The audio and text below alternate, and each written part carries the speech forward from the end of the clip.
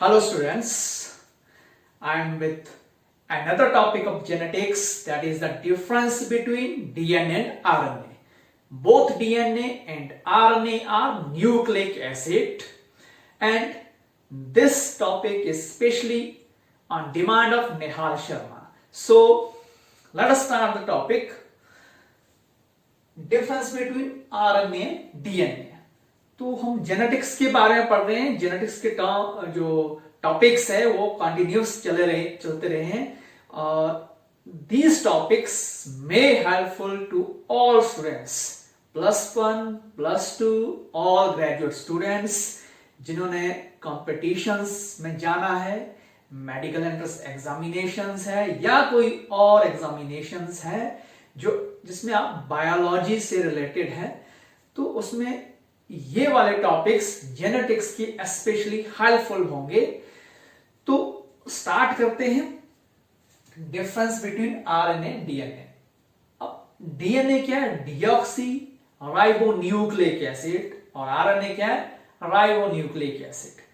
तो फर्स्ट तो sugar group देखते हैं। यहां पर डीएनए में जो शुगर ग्रुप है डीऑक्सी राइबोज है, और यहां पर कौन सा आरएनए में? That is ribose sugar. What is the difference between deoxyribose and ribose sugar? One difference is there. If you examine the structure of sugar, that is the structure of sugar, I have drawn here already.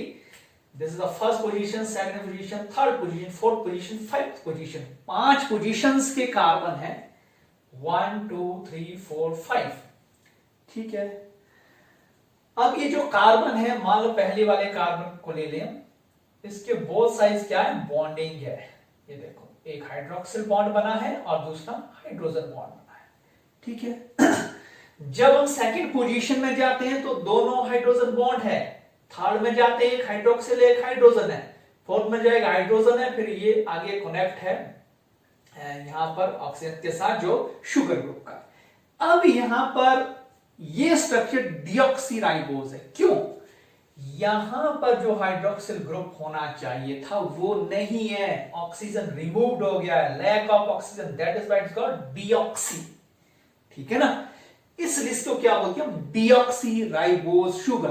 अब आप यहां पर देखेंगे ribose sugar में, यहां देखो OH लगा हुआ है, यहां भी OH है, यहां एक OH है, तो सब हाइड्रोक्सिल बॉन्ड लगा है, परंतु यहां का जो हाइड्रोक्सिल OH था यहां पर वो रिमूव हो गया है, इसलिए डीऑक्सी हो गया, ये राइबोज सिंपल शुगर है। ये पहला डिफरेंस है शुगर मॉलिक्यूल्स का। किसमें? न्यूक्लिक एसिड्स में। कौन से nucleic acids? DNA and RNA. Second difference base pairs, nitrogen base pairs. तो जो नाइट्रोजन बेस पेयर्स है, these are 2 main types, purine and pyrimidine. जो प्यूरीन है वो जनरली कौन से? एडिनिन और ग्यूनाइन होते हैं। ठीक है।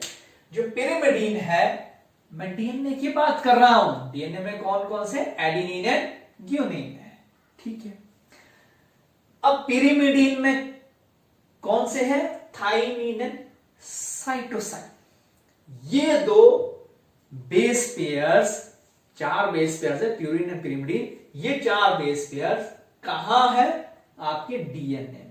परंतु अगर आरएनए में देखें, क्या डिफरेंस है? प्यूरिन सही है, adenine and guanine, but thymine is replaced by uracil. ठीक है। That is a difference. अब यहां पर एक और चीज होती है, कुछ अनयूजुअल बेस पेयर्स भी प्रेजेंट होते हैं। किसमें? आरएनए में। You have studies these type of unusual base pairs, that is in tRNA. आप वो स्ट्रक्चर देखिएगा प्रीवियस लेक्चर में, वहां आपको क्लियर हो जाएगा। ये भी डिफरेंस है। अब आता है पैरेलल एंटी पैरेलल। ये क्या है? देखो, जब हम स्ट्रक्चर पढ़ते हैं तो जो डीएनए का स्ट्रक्चर है, जनरल डीएनए का स्ट्रक्चर ऐसा होता है, this is double helix structure.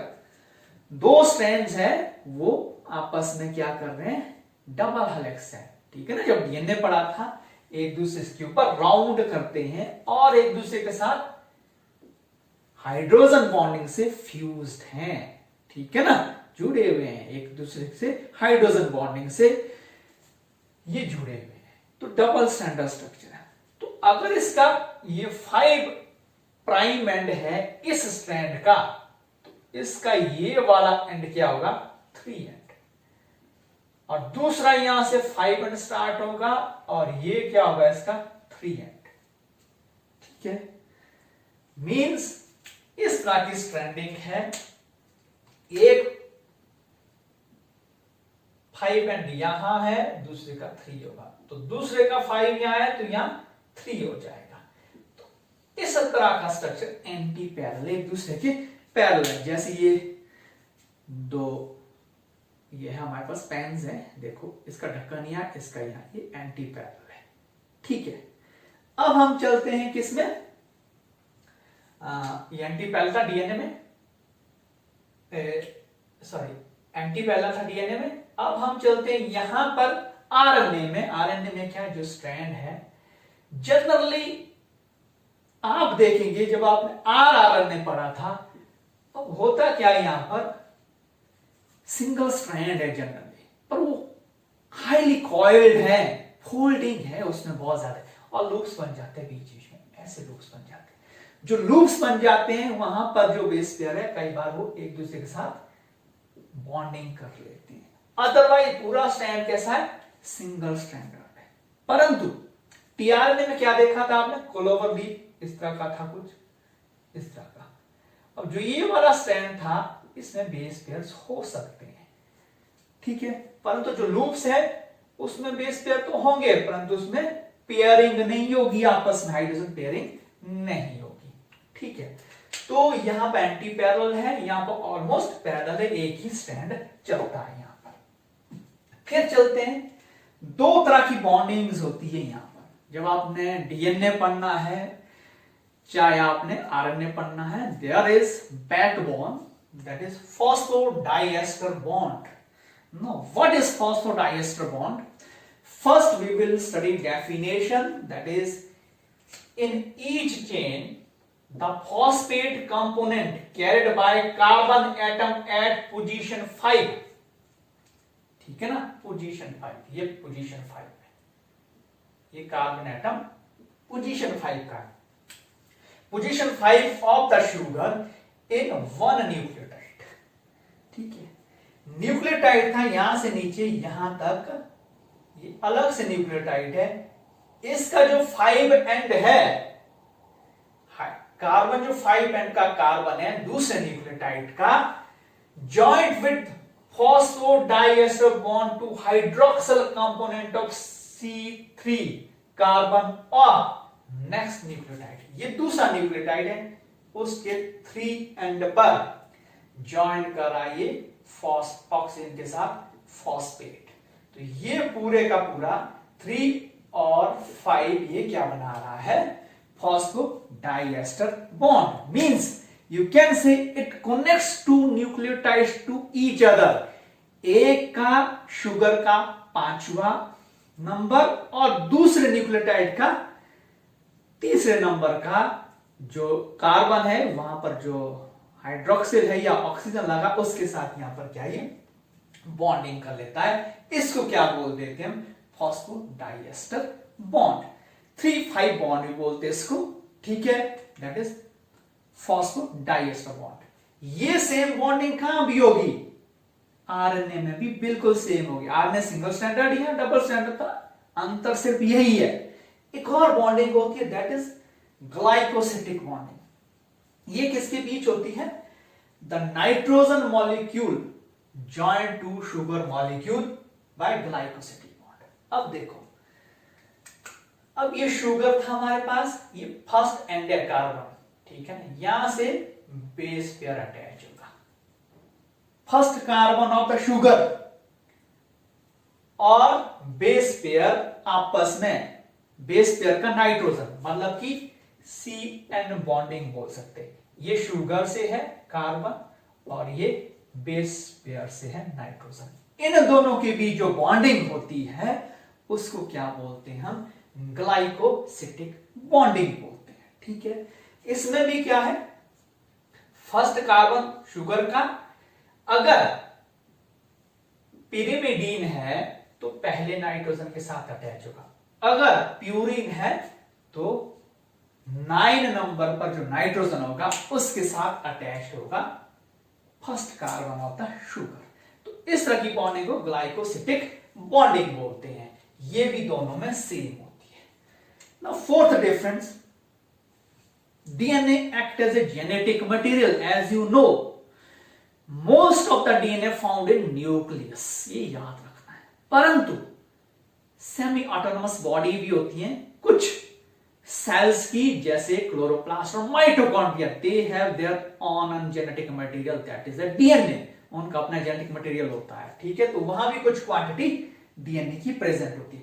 परंतु RNA, it is also genetic materials in some virus, बहुत से वायरस का जेनेटिक मटेरियल, जैसे कोविड-19 का भी RNA जेनेटिक मटेरियल है।